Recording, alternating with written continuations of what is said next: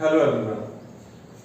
आज हम आपके लिए लेके आए हैं एक और वीडियो जिसमें हम डिस्कस करेंगे roles of medical lab technologist. Before starting that आपको एक आइडिया होना चाहिए एक्चुअली मेडिकल लैब है क्या। मेडिकल लैब एक ऐसा प्रोफेशन है जो डायरेक्टली किसी की लाइफ से रिलेटेड है। ठीक है, जो हमारी मेडिकल लैब है, एक्चुअल में मेडिकल लैब का काम क्या है? In medical lab we perform various test. बहुत सारे इसमें टेस्ट किए जाते हैं। बेसिकली कौन से टेस्ट? बॉडी फ्लूइड के ऊपर। बॉडी फ्लूइड कौन से हो सकते हैं? जैसे हमारा ब्लड हो गया, यूरिन हो गया,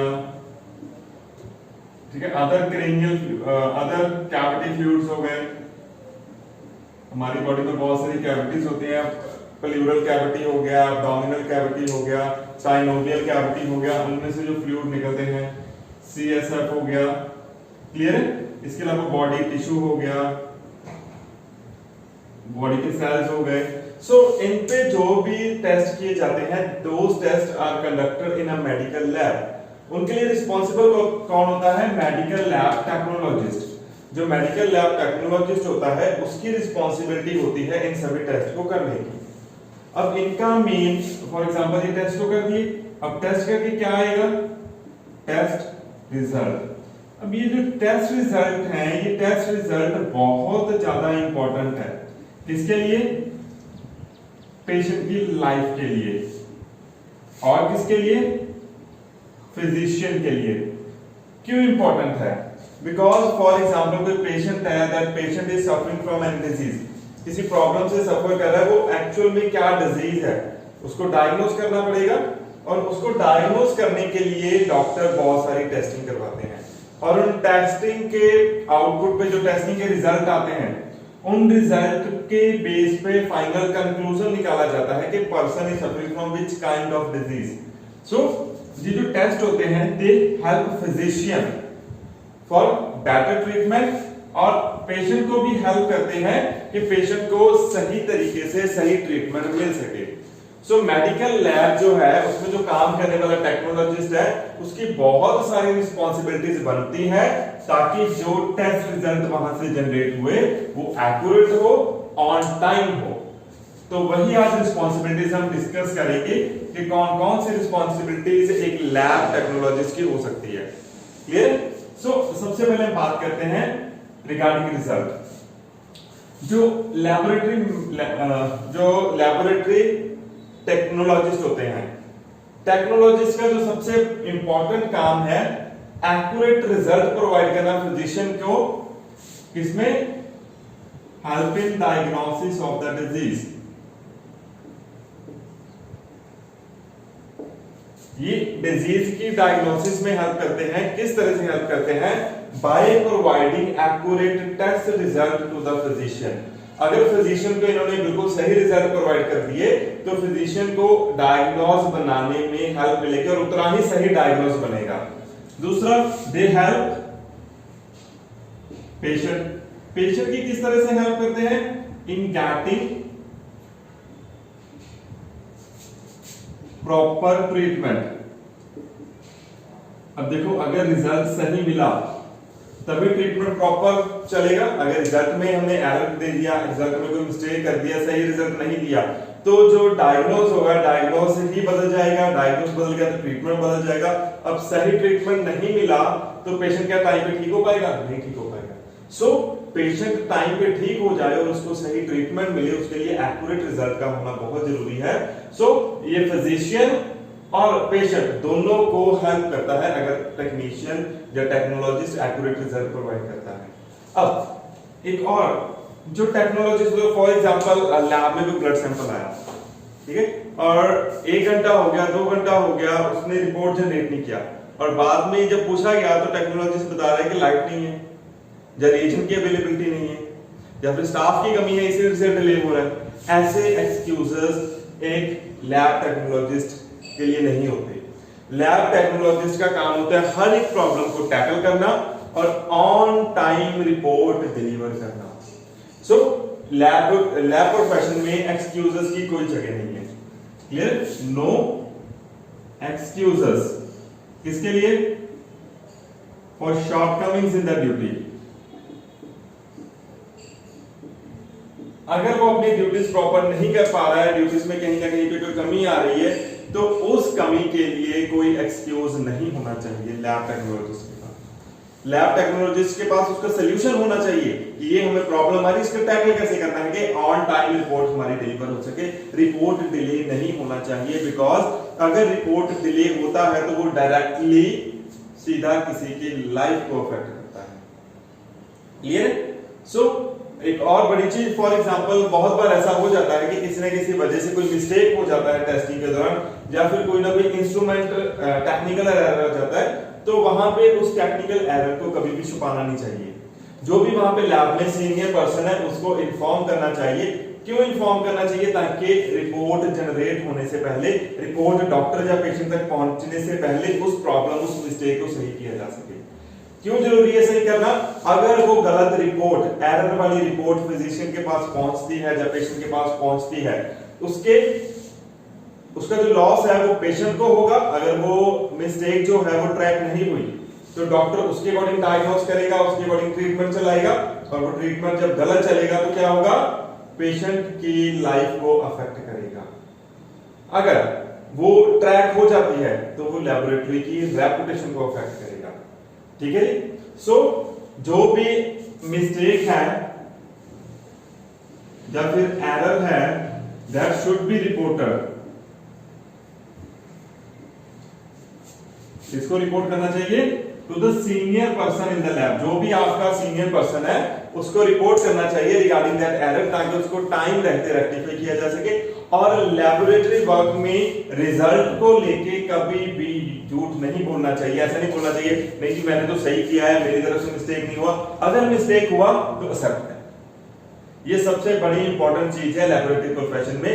अपनी मिस्टेक, गलती को कभी भी छुपाना नहीं है, हमेशा सच बोलना है रिजल्ट को लेकर, और सामने से बताना है कि ये मिस्टेक मेरी तरफ से हुआ है, ये बताओ इसको रेक्टिफाई कैसे करना है। और ऑन टाइम बताना है, जब रिपोर्ट पेशेंट के पास पहुंच गया उस समय नहीं। रिजल्ट लगाया, आपको पता चल गया कि आपका रिजल्ट में कुछ एरर है, कुछ मिस्टेक है, आपको सही नहीं लग रहा है, या आपको टेक्निकल एरर लग रहा है, इंस्ट्रूमेंट प्रॉपर्ली वर्क नहीं कर रहा है, immediately report to the senior. ऐसा नहीं कि चलो कोई कोई बात नहीं, देखते हैं क्या होता है, 2-3 टेस्ट और लगाते हैं, देखेंगे अगर मिस्टेक हुआ तो बाद में देख लेंगे, रेक्टिफाई कर लेंगे। नो, ऐसा नहीं चलेगा। अगर आपके नोटिस में कुछ आया, इमीडिएटली टेक एक्शन और स्टार्ट रेक्टिफिकेशन। उसको ठीक करना चाहिए, ना कि उसको कवर करना चाहिए, उसको छुपाना चाहिए। क्लियर? ओके। लैब में जितने भी इंस्ट्रूमेंट हैं, टेक केयर ऑफ इंस्ट्रूमेंट्स। अब लैब में जो इंस्ट्रूमेंट है उसकी जो बेसिक टेक केयर होती है, बेसिक मेंटेनेंस होती है, that is also a responsibility of lab technologist. जो भी उनकी क्लीनिंग करनी है, जो प्रॉपर उनकी मेंटेनेंस होती है, जो भी रिएजेंट्स वहां पे रन होंगे, उस सभी को देखने की, उस सभी को क्लीन करने की रिस्पांसिबिलिटी लैब टेक्नोलॉजिस्ट होती है। ऐसा नहीं कि आपको वहां पे ड्यूटी काम करने के लिए, टेस्टिंग लगाने के लिए रखा, तो आपका काम सिर्फ टेस्टिंग लगाना है और उस इंस्ट्रूमेंट को नहीं टेक केयर करना है, तो आपकी जो टेस्टिंग है उसके रिजल्ट हैम्पर हो जाएंगे। तो रिजल्ट आपके एक्यूरेट नहीं रहेंगे अगर इंस्ट्रूमेंट को आप मेंटेन नहीं कर रहे हो। सो इंस्ट्रूमेंट को मेंटेन रखना भी लैब टेक्नोलॉजिस्ट की ही रिस्पांसिबिलिटी बनती है। जो भी रिएजेंट्स हैं, जो भी ग्लासवेयर हैं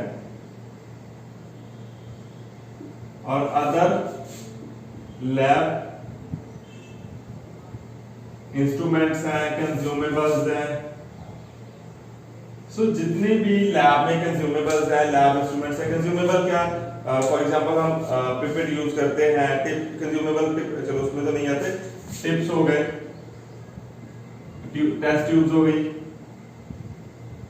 सो ये सारी जो चीजें हैं ये प्रॉपर अपने प्लेस पे होनी चाहिए। फॉर एग्जांपल आप इसको फ्रिज से निकाल के यूज करने के लिए रिएजेंट्स को लेके आए और आफ्टर दैट वो पूरा दिन शेल्फ पे पड़े रहे, this is also a bad performance. So आपने काम किया, आपने टेस्ट लगाए और उसके बाद आप ही की रिस्पांसिबिलिटी बनती है कि आप उन रिएजेंट्स को, उन जो भी कंज्यूमेबल आइटम्स हैं, जो भी अदर डिवाइसेस हैं, that should go back to their proper places, उनको अपनी सही जगह पे पहुंचाना भी लैब टेक्नोलॉजीज का काम है, ताकि प्रॉपर सारा कुछ सही से अरेंज रहे विद इन अ लैब। उसमें सारा कुछ हौच पौच नहीं होना चाहिए, सारा कुछ बिल्कुल अपनी प्रॉपर जगह पे रहना चाहिए। जब आपने काम किया आप उसको सही जगह पे लेके आए, आफ्टर दैट आपको उसको अपनी ओरिजिनल पोजीशन पे वापस रखना है। जो रिएजेंट्स है, reagent should be maintained properly as per the conditions. ठीक है, कुछ रिएजेंट ऐसे होते हैं जो हमें रूम टेम्परेचर पे रखने होते हैं, कुछ रिएजेंट ऐसे होते हैं जो हमें फ्रीजर में रखने होते हैं 2 to 8 डिग्री सेल्सियस पे। Reagents should be stored as per instructions। ऐसा नहीं है कि रीजन पे लिखा हुआ है should be stored at 2 to 8 degree Celsius और पूरा दिन आपके शेल्फ पे पड़ा रहा। सो इससे क्या होगा, जो रिएजेंट है, रिएजेंट की जो एक्टिविटी है that will be affected. Reagent की एक्टिविटी कम हो जाएगी और जब आप टेस्ट लगाओगे उसमें रिएक्शन प्रॉपर नहीं होगा और उसका रिजल्ट भी प्रॉपर तरीके से नहीं आएगा। तो आपने इस चीज का ध्यान रखना है कि रिएजेंट्स जब आपने यूज किया, आपने निकाले, इमीडिएटली आफ्टर यूज आपको उसको उसकी प्रॉपर इंस्ट्रक्शंस के अकॉर्डिंग रख देना है। अगर रूम टेम्परेचर पे है तो रूम टेम्परेचर पे रहेगा, अगर वो कोल्ड कंडीशन में रखना है तो वही कोल्ड कंडीशन मेंटेन होनी चाहिए जो भी 2 to 8 डिग्री सेल्सियस मेंशन है। ये तो इसके अलावा जितना भी लैब का रिकॉर्ड है, क्लियर, जितना भी लैब का रिकॉर्ड है that should be maintained properly in the register। Maintenance of register, कौन सा रजिस्टर? लैब में बहुत सारे तरह के रजिस्टर होते हैं। एक हो गया कि जो डेली रजिस्टर हो गया जिसपे आप लिखते हो कि ये पेशेंट आया, उनकी ये टेस्ट है, उनके टेस्ट रिजल्ट्स क्या है। पेशेंट आया, उसका एज, उसका जेंडर, उसके टेस्ट कौन कौन से लिखे गए और कौन कौन से रिजल्ट उसके आए, वो रजिस्टर हो गया। रिपोर्ट कब रेडी हुई, कब रिपोर्ट लैब से बाहर निकली, डिस्पैच हुई, वो रजिस्टर हो गया। बायोमेडिकल वेस्ट मैनेजमेंट का रजिस्टर हो गया। जो आपके अलार्मिंग रिजल्ट होते हैं, फॉर एग्जांपल कुछ रिजल्ट आपके बहुत ज्यादा हाई चले जाते हैं और क्रिटिकल वैल्यूज जिसको बोलते हैं, कुछ रिजल्ट आपके बहुत ज्यादा लो आ जाते हैं, उनको भी आपने एक रजिस्टर में नोट करके रखना है। और आपने उस क्रिटिकल रिजल्ट के बारे में किस पर्टिकुलर डॉक्टर को इन्फॉर्म किया, किसने इन्फॉर्म किया, वो भी मेंटेन होगा। क्लियर। इसके अलावा आपके लैब में एक और कंज्यूमेबल का रजिस्टर लगेगा कि आपके लैब में स्टॉक रजिस्टर जिसको बोल देते हैं, कितना स्टॉक अवेलेबल है, कितना उसमें से कंज्यूम हो गया और कितना अभी आपके पास पड़ा है और वो स्टॉक कब तक चलेगा, ये सारा कुछ रिकॉर्ड में मेंटेन होता है। क्लियर। इस तरह के जितने भी रजिस्टर हैं, all the register must be maintained properly and filled on time. ये register time to time fill होने चाहिए। और क्लियर। इसके अलावा एक एक्सीडेंट रजिस्टर होता है। फॉर एग्जांपल लैब में कोई इंसिडेंट हो गया, कोई रिएजेंट से फ्लैश हो गया या किसी के साथ आईज में रीजन चला गया, माउथ पिप्टिंग अभी तो चलो नहीं होती, प्रीवियस टाइम पे माउथ पिप्टिंग होती थी, अभी कुछ इंस्टीट्यूशन में अभी भी स्टूडेंट से माउथ पिप्टिंग कराते हैं, उस दौरान रिएजेंट अंदर चला गया। So all such incident should be reported in that accident register.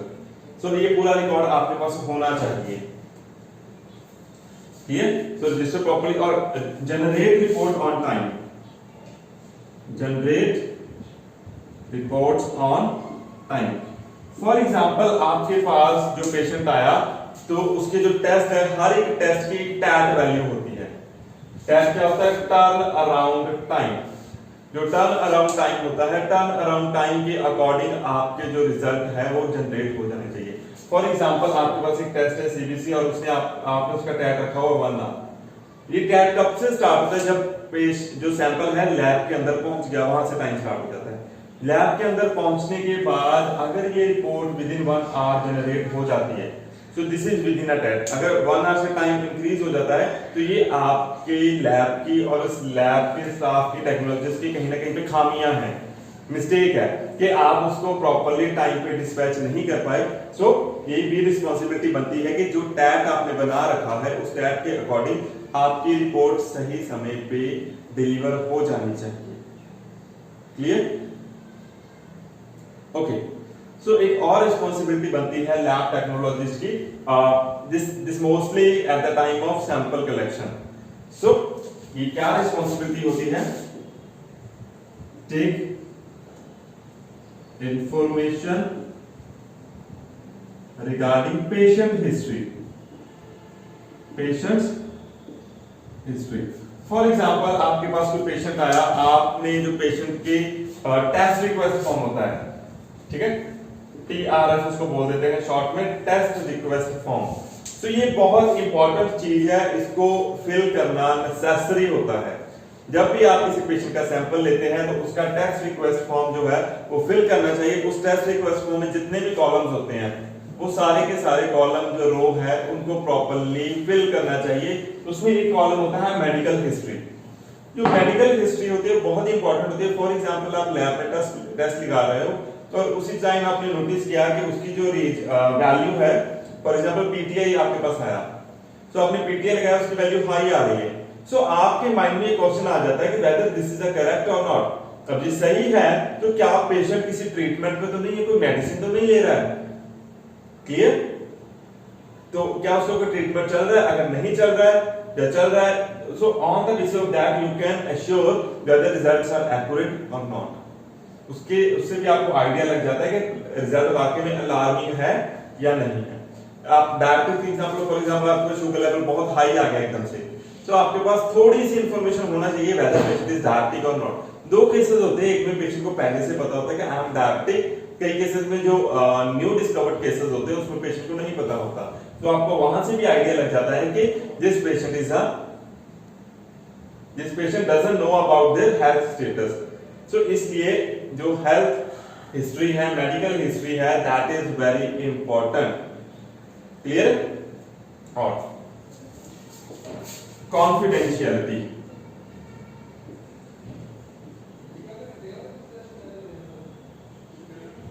confidentiality about the information of the patient and about the test result। ये लैब में बहुत इंपॉर्टेंट होता है। जब भी आपके पास कोई पेशेंट आया, उसकी जो भी पर्सनल डिटेल है, उसकी जो भी मेडिकल हिस्ट्री है और जो भी उसका रिजल्ट आया, जो उसकी मेडिकल रिपोर्ट जनरेट हुई, those results, that information cannot be shared with any other person except patient। अब ये पेशेंट डिसाइड करेगा कि वो अपनी मेडिकल स्टेटस जो है, अपना हेल्थ स्टेटस है, वो किसके साथ शेयर करना चाहता है। तो अगर पेशेंट आपको अलाउ करता है कि share my reports with my consulting doctor और my family member, then only you can share, otherwise you are not permitted to share that particular information to anyone. आप ये इंफॉर्मेशन किसी के साथ शेयर नहीं कर सकते, because those results are very confidential, बहुत सीक्रेट होते हैं। आपको कोई राइट, कोई अथॉरिटी नहीं है किसी के पर्सनल टेस्ट रिपोर्ट्स को किसी दूसरे पर्सन के साथ शेयर करने की। Even without permission of patient आप उसकी रिपोर्ट उसके कंसल्टिंग डॉक्टर के साथ भी शेयर नहीं कर सकते हैं। This is very important.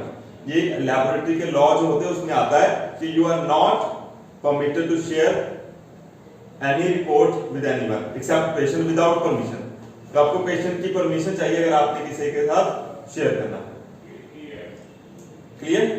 और अगर आप रिपोर्ट, फॉर एग्जांपल किसी डॉक्टर ने आपको रिकमेंड करके टेस्ट दिया है, ठीक है, then only in that case you can share that report with the doctor. अगर आपके पास रिटन में डॉक्टर की स्लिप आई है, रिटन में लिखा हुआ है डॉक्टर ने कि these test are prescribed by me, then only you can share that report with the doctor. अगर रिटन में अगर वर्बल है कि डॉक्टर ने टेस्ट बोला, आपके पास रिटन में कोई प्रूफ नहीं, then only then you have not to share, you can't share। So you have to share report with the physician only if the request came to you in written form। इस चीज का ध्यान रखना है, clear? So confidentiality जो है that must be maintained, clear? इसके अलावा जो लैबोरेटरी वर्कर है, जो लैबोरेटरी टेक्नोलॉजिस्ट है या और लैब स्टाफ काम कर रहा है, उसको अपनी जो मोरल एंड प्रोफेशनल स्टैंडर्ड्स हैं वो मेंटेन करने चाहिए। Maintain high values of moral and professional, maintain high values of moral and professional behavior। जो आपका लैब में बिहेवियर है रिगार्डिंग जो स्टाफ है, as well as regarding the patient, patient के लिए हो गया या स्टाफ के लिए हो गया, वो आप ही ने मेंटेन करना है। उसका जो मतलब वो बिहेवियर अच्छा होना चाहिए। ऐसा नहीं कि आप बहुत रूडली बोल रहे हो किसी के साथ, आप अच्छा बिहेव नहीं कर रहे हो आप, ठीक है, ऐसा नहीं चलता है। You must be very polite with patient as well as with your staff. अगर आप स्टाफ से रूडली बिहेव करते हो तो आपका स्टाफ आपको कभी भी, आपके जो जूनियर हैं तो आपको कभी भी सच नहीं बोलेंगे, वो अपनी मिस्टेक्स को हाइड करने की कोशिश करेंगे। तो आपकी रिस्पॉन्सिबिलिटी बनती है कि आप एक कंफर्ट जो जोन है वो क्रिएट करके रखे, ताकि जो भी वहां पे काम कर रहे हैं वो इजीली कंफर्ट एनवायरनमेंट में काम करे और एक्यूरेट रिजल्ट जो है वो जनरेट करें। जो नेक्स्ट रिस्पॉन्सिबिलिटी एक लैब टेक्नोलॉजिस्ट होती है, दैट इज रिगार्डिंग सैंपल। तो जब भी वो सैंपल कलेक्ट करेगा, before collection of blood sample the detailed information of the procedure should be given to the patient. Inform patient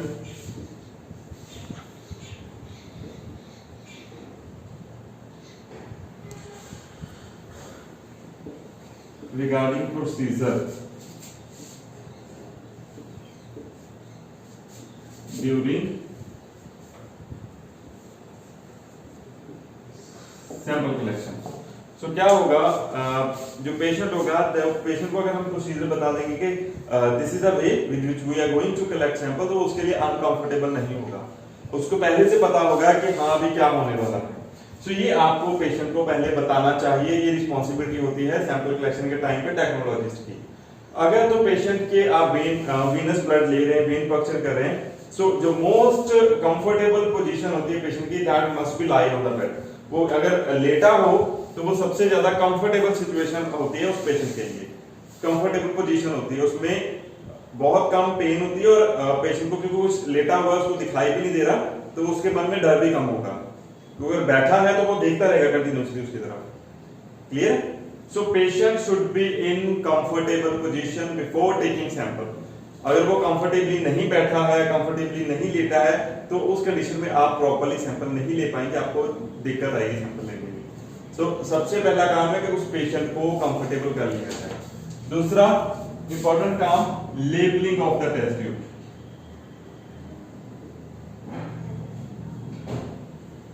blood collection tube, sorry,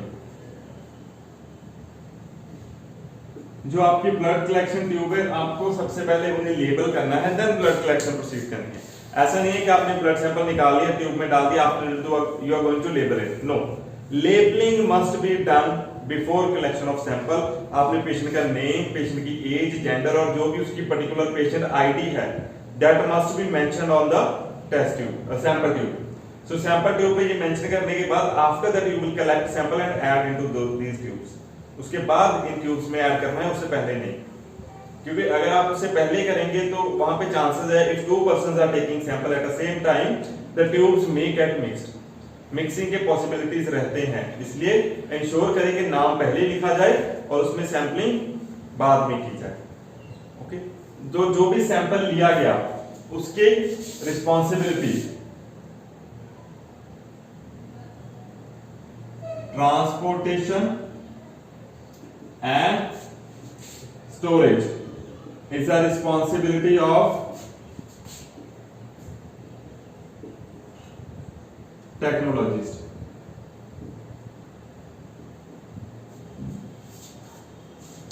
for example, आप sample को, आपने sample ले लिया पेशेंट का, अब उस सैंपल को आपने सैंपल कलेक्शन एरिया में रखना है, वहां से ट्रांसपोर्ट करके दूसरी जगह पे लेके जाना है टेस्टिंग लैब के अंदर, जाकर उस सैंपल को प्रोसेस करना है। सैंपल की प्रोसेसिंग होती है। प्रोसेसिंग मींस आपने सैंपल को सेंट्रीफ्यूज किया, उसका सीरम निकाला, क्लियर, और सीरम निकालने के बाद उस सीरम को सेपरेट करके लैब में ट्रांसपोर्ट किया। All these duties are also done by lab technologist. तो ये भी लैब टेक्नोलॉजिस्ट की ड्यूटीज होती है, रिस्पांसिबिलिटीज होती है। क्लियर? तो इसके अलावा जो टेस्ट रिजल्ट है वो तो विद इन टाइम रेंज आपने जनरेट कर दिया। उसके बाद जो सैंपल बचा होगा, the sample should be properly dispose of, sample should properly dispose of after testing. अब टेस्टिंग के बाद क्या होता है कि हमारी लैब का एक रूल होता है कि इस पर्टिकुलर टाइम के लिए हमने जो सैंपल होते हैं वो प्रिजर्व करके रखने हैं, सेव करके रखने हैं अपनी लैब के अंदर। ताकि उसकी अगर दोबारा रीचेकिंग या रीटेस्टिंग करनी पड़े तो वो सैंपल अवेलेबल हो। So after that particular time period उस सैंपल को प्रॉपर्ली बायोमेडिकल वेस्ट में डिस्पोज ऑफ करना भी लैब टेक्नोलॉजिस्ट का रिस्पांसिबिलिटी होता है। उसका भी रिकॉर्ड रखना होता है कि कितने सैंपल अभी लैब में स्टोरेज में पड़े हुए हैं और कितने सैंपल हमने डिस्पोज कर दिए, इसका भी रिकॉर्ड मेंटेन होता है। ये भी रिस्पांसिबिलिटी लैब टेक्नोलॉजिस्ट की ही होती है। और इसके बाद जितना भी लैब का एनवायरनमेंट है, working environment should be comfortable. जो वर्किंग एनवायरनमेंट है should be neat and clean. जो वर्किंग एनवायरनमेंट है वहां पे जो भी ग्लासवेयर पड़े हुए हैं, जो भी इंस्ट्रूमेंट है, जो भी रिएजेंट है, दो शुड बी प्रॉपर्ली अरेंज्ड। अगर वहां पे प्रॉपर्ली अरेंज नहीं है तो आपको कुछ भी मिलेगा नहीं। आप कभी इस इंस्ट्रूमेंट से टकराएंगे, कभी उससे टकराएंगे, आपके हर एक चीज की मिक्सिंग होती रहेगी। आपने खाना कुछ और है वो आपको मिलेगा कुछ और। आपको अगर प्रॉपर हर एक चीज जगह पे मिली है तो आप इमीडिएटली उसको फाइंड आउट कर सकते हैं। अगर आपने सब कुछ हौच पौच करके रखा हुआ तो क्या होगा, उस केस में आप किसी रिएजेंट को ढूंढ ही नहीं पाओगे, आप ढूंढते रह जाओगे, सारा कुछ मिक्स पड़ा हुआ है। So that mixing should not be preferable. So आपके जो भी इंस्ट्रूमेंट है, जो भी रिएजेंट्स है, everything should be properly arranged and the working area should be neat and clean. Working area जो आपका शेल्फ है वो नीट एंड क्लीन होना चाहिए।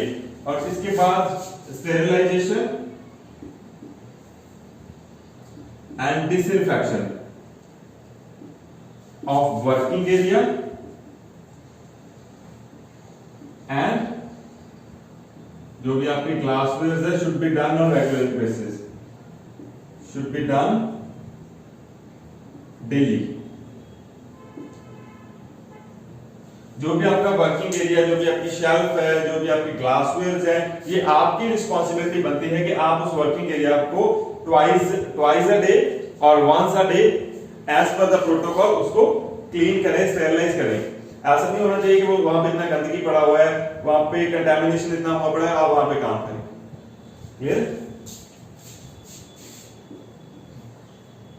मोस्ट इंपॉर्टेंट,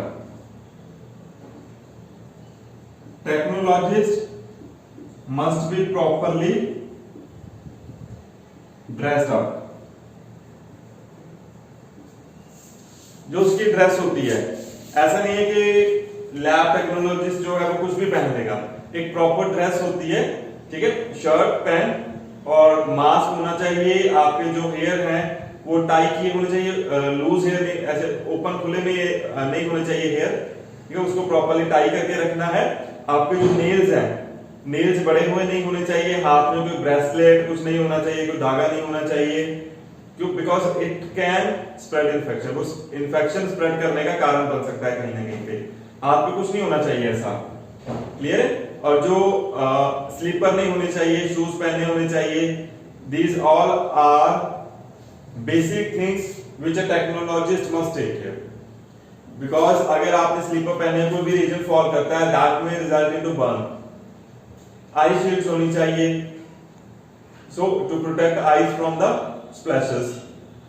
सो ये सारी चीजें को ध्यान रखना चाहिए टेक्नोलॉजिस्ट को। क्लियर? तो these are some basic roles which a technologist have to perform during working in the lab। So इसके अलावा और भी बहुत सारे रूल्स रहते हैं, ठीक है, छोटे छोटे माइनर रूल्स होते हैं। स्टाफ के साथ कोऑर्डिनेशन बना के रखना, जो भी स्टाफ की ट्रेनिंग है, जो आपका जूनियर स्टाफ है उसको ट्रेन करना, उसको प्रॉपर्ली इंस्ट्रक्ट करना कि how to work and how to maintain the decorum of the laboratory. So ये ऑल रिस्पांसिबिलिटीज एक लैब टेक्नोलॉजिस्ट की होती है। अगर वो अपनी रिस्पांसिबिलिटी सारी पूरी अच्छे तरीके से निभाता है उसको, तो आफ्टर दैट जो आउटपुट उस लैब का निकलेगा that will be very good. So अगर कोई पर्सन विदाउट रिस्पांसिबिलिटी काम कर रहा है, अच्छे से रिस्पांसिबिलिटी नहीं समझ रहा है, तो वहां का जो वर्किंग एरिया होगा वो इतना कंफर्टेबल नहीं होगा काम करने के लिए, और वहां से जो टेस्ट रिपोर्ट जनरेट होगी उनकी भी एक्यूरेसी पे कहीं ना कहीं पे क्वेश्चन मार्क रहेगा। So your staff, laboratory technologists, all must be working as per professional rules and regulations। so उनको सारे के सारे रूल्स फॉलो करने चाहिए। सो नेक्स्ट वीडियो में हम किसी और टॉपिक के बारे में बात करेंगे। आज के लिए इतना।